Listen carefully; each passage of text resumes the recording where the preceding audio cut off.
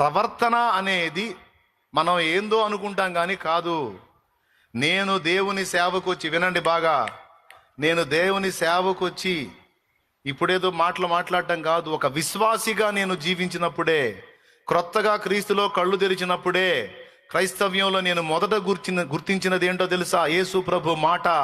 ఆ మాటను అనుసరించి ప్రవర్తనను కానీ మనం చూపిస్తే మన కుటుంబాన్ని గెలవగలం, సమాజాన్ని గెలవగలమని గుర్తించాను నేను. మళ్ళీ ఒకసారి చెప్పేదా, నేను క్రైస్తవ్యంలోకి కళ్ళు తెరిచిన తరువాత యేసు ప్రభు మాటలు చదివి ఈ మాటలను అనుసరించి బ్రతికి ఆ ప్రవర్తన చూపగలిగితే కుటుంబాన్ని గెలవచ్చు ఈజీగా, సమాజాన్ని కూడా గెలవచ్చు ఈజీగా అని గుర్తించాను నేను.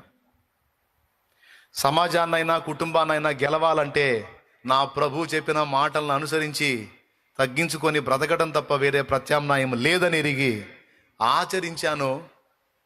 ఎన్నో రోజులు కాదు, కొన్ని నెలలు ఫాలో అయ్యాను. నా ఫ్యామిలీ మొత్తం బాప్తీసం పొందారు. ప్రభు చెప్పినట్టే ఉండాలి, అంతే.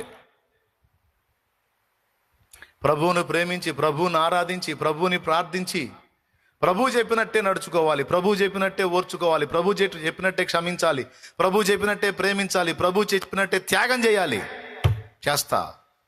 చూస్తాను నా ఫ్యామిలీని. అప్పటికే గాయపడి ఉంది కుటుంబం.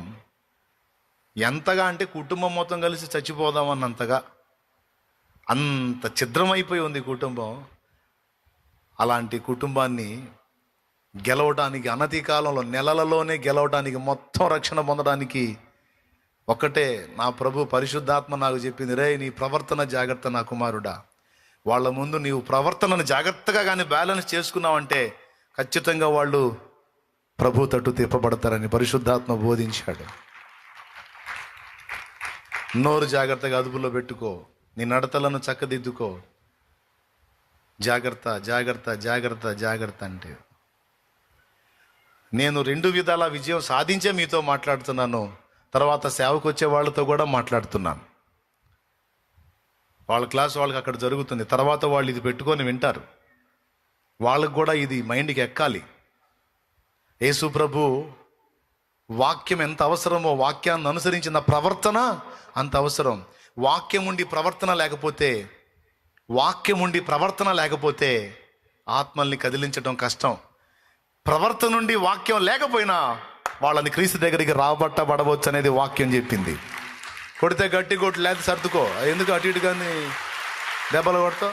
కొడు. గుండె జబ్బులు రావు అని ఎన్నిసార్లు చెప్పాను. హార్ట్ స్ట్రోకులు రావు. ఏదో అనుమానంగా కొడుతున్నారు.